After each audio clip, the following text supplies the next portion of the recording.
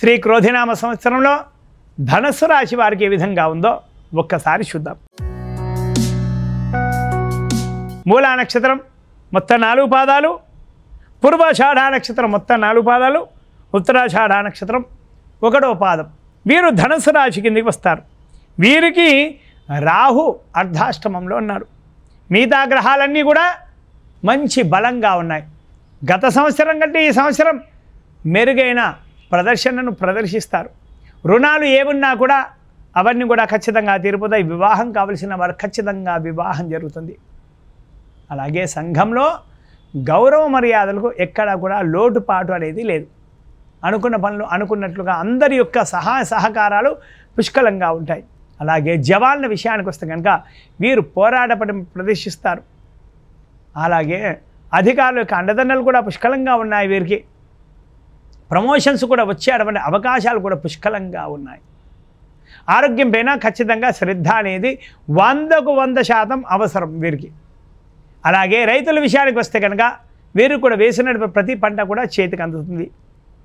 అలాగే రుణాలు ఏమున్నా కూడా రుణాలన్నీ కూడా తీర్చేస్తారు. గృహంలో శుభకార్యాలు నెరవేరుస్తారు. కౌలుదారులకు కూడా ఇదే విధంగా ఉంటుంది. ఆరోగ్యం పైన శ్రద్ధ అనేది ఖచ్చితంగా అవసరం. అలాగే ఉద్యోగస్తుల విషయానికి వస్తే కనుక వీరికి కూడా ప్రమోషన్స్ ఖచ్చితంగా వస్తాయి. కొందరికి సుదూర ప్రాంతాలకు బదిలీ అవుతాయి. ఎందుకంటే మీపై నమ్మకంతో అక్కడ ఏదైనా పని ఉంటే కదా ఆ పనిని సంపూర్ణం చేసే అటువంటి శక్తి సామర్థ్యాలు మీలోబడే ఉన్నాయని మిమ్మల్ని సుదూర ప్రాంతాలకు ట్రాన్స్ఫర్ చేస్తారు. అవార్డులు రివార్డులతో సహా ప్రమోషన్స్ మీకు అందుతాయి. నిరుద్యోగులు ఖచ్చితంగా ఉద్యోగం వస్తుందన్నమాట. అలాగే ప్రైవేటు కంపెనీలో పనిచేసే వాళ్ళు పెద్ద జీతాలకై వేరే కంపెనీలకు మారే అవకాశాలు కూడా లేకపోలేదు. అలాగే రాజకీయ నాయకులకు కూడా చాలా చాలా బాగుంది. శత్రుమూలక సమస్యలు కొన్ని ఎదుర్కొనే అవకాశాలు కూడా ఉన్నాయి వీరికి. మీకు కొన్ని పదవులు రావడానికి చాలామంది అడ్డుపడుతుంటారు. వారితో సన్నిహితంగా ఉంటే కనుక మీకు వచ్చేటువంటి పదవులు మీకు ఖచ్చితంగా వస్తాయి. ఎన్నికల్లో పోటీ చేయాలనుకునే వారు హోరాహోరి మధ్య విజయాన్ని సాధిస్తారు. ప్రజల్లో ఆదరణ ఆకర్షణ అంతే ఉంటుంది, ఎక్కడ కూడా తగ్గలేదు. అలాగే సినీ రంగ కళాకారుల విషయానికి వస్తే కనుక వీరు కూడా బ్రహ్మాండంగా ఉంది. నూతన అవకాశాలు మెండుగా ఉంటాయి. వచ్చినటువంటి అవకాశాన్ని సద్వినియోగపరచుకోవాలి. ఖచ్చితంగా సద్వినియోగపరచుకుంటే కనుక మంచి బాట, భవిష్యత్తు బంగారు బాట అవుతుంది మీకు. అలాగే అవార్డులు రివార్డులు కూడా మీరు అందుకుంటారు. సినిమా తీసేవారికి చిన్నపాటి సమస్యలు ఉన్నా సరే ఆ సినిమాను సంపూర్ణం చేసి మంచి విజయాన్ని కూడా సాధిస్తారు ఖచ్చితంగా. అలాగే వ్యాపార రంగంలో ఉన్నటువంటి వ్యాపారస్తులు కూడా బ్రహ్మాండంగా ఉంది. కొన్ని శత్రుమూలక సమస్యలు ఎదురయ్యే అవకాశాలు ఉన్నాయి. మీ యొక్క వ్యాపారాన్ని దిగజార్చడానికి సమాజంలో ఎన్నో కుట్రలు కుతంత్రాలు పన్నే వాళ్ళు కూడా లేకపోలేదు.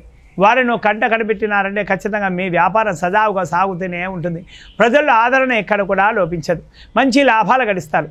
రియల్ ఎస్టేట్ వ్యాపారస్తులు చాలా చాలా జాగ్రత్తగా ఉండాలి. భూమి కొనుగోలు విషయంలో, స్థలం కొనుగోలు విషయంలో, ఇంకెటువంటి కొనుగోలు విషయాలలో జాగ్రత్తలు పాటించాలి. అపరిచితులతో దూరంగా ఉండాలి. అలా అయితేనే రియల్ ఎస్టేట్ వ్యాపారస్తులకు చాలా చాలా బాగుంటుంది, బ్రహ్మాండంగా ఉంటుంది. ఇతర వ్యాపారస్తులు అన్ని రంగాల వారికి కూడా చాలా చాలా బాగుంటుంది ఖచ్చితంగా. అలాగే విద్యార్థుల విషయానికి వస్తాగా వీరికి కూడా గురుబలం ఉంది. మంచి మార్కులతో పాస్ అవుతారు. మంచి కాలేజీలలో సీట్లు సంపాదిస్తారు.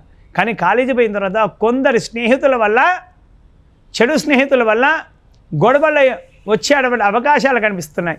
మన పిల్లలకు చెప్పుకుంటూ వెళ్ళాలి, గొడవలు పడవద్దు, మంచిగా ఉండాలని కొన్ని మంచి మాటలు చెప్పి పంపిస్తుండాలి. ఇలా పంపిస్తే కనుక ఎటువంటి ఇబ్బందులు ఉన్నాయి. అలాగే క్రీడాకారుల విషయానికి వస్తే కనుక వీరు కూడా కోచ్ యొక్క అనుగ్రహం సంపూర్ణంగా ఉంది. సెలెక్టర్ల దృష్టిలో పడతారు. మిమ్మల్ని రాష్ట్ర జాతి జట్టులో సెలెక్ట్ చేసుకుంటారు. మీరు పోరాట పడమని ప్రదర్శిస్తారు. ప్రేక్షకుల గుండెల్లో చిరస్థాయిగా నిలిచిపోయేటువంటి ఆటను ప్రదర్శిస్తారు. అవార్డులు రివార్డులు కూడా మీ సొంతమవుతాయి. మొత్తం మీద ధనుస్సు రాశి వారిని చూస్తే కనుక ఒక రాహు యొక్క ప్రభావం ఉంది. ఈ రాహు ప్రభావం వల్ల కొన్ని శత్రుమూలక సమస్యలు వస్తాయి. అట్లాగే నేత్ర సంబంధిత వ్యాధులు కూడా వస్తాయి. అలాగే ఆరోగ్య సమస్యలు కూడా వస్తాయి. అలాగే ఇవన్నీ కూడా రావద్దనుకంటే రాహుగ్రహం యొక్క అనుగ్రహం పొందాలంటే ప్రతి మంగళవారం రాహుగ్రహ ప్రదక్షిణ చేయాలి. అలాగే నవగ్రహ ప్రదక్షిణ చేయాలి. అలాగే సుబ్రహ్మణ్య స్వామి, దుర్గా అమ్మవారు లేదా ఏదైనా అమ్మవారి యొక్క ప్రదక్షిణ చేస్తే కనుక చాలా చాలా మంచిది. అలాగే రాహుగ్రహం యొక్క జపము, అలాగే తర్పణము, హోమము, దానం, అలాగే జపహోమ దానాలు చేసినటువంటి జపహోమాలు చేసినప్పుడు బ్రాహ్మణులకు భోజనాలు పెట్టి వాడితే ఆశీర్వాదం ఖచ్చితంగా పొందాలి. లేదంటే కనుక సుబ్రహ్మణ్య స్వామి వారికి సర్పసూక్త హోమం అలాగే చండీ హోమం చేస్తే కనుక అనుకున్న పనులు అనుకున్నట్టుగా ఖచ్చితంగా తీరుతాయి. హర నమ పార్వదేవదే హర హర మహాదేవ.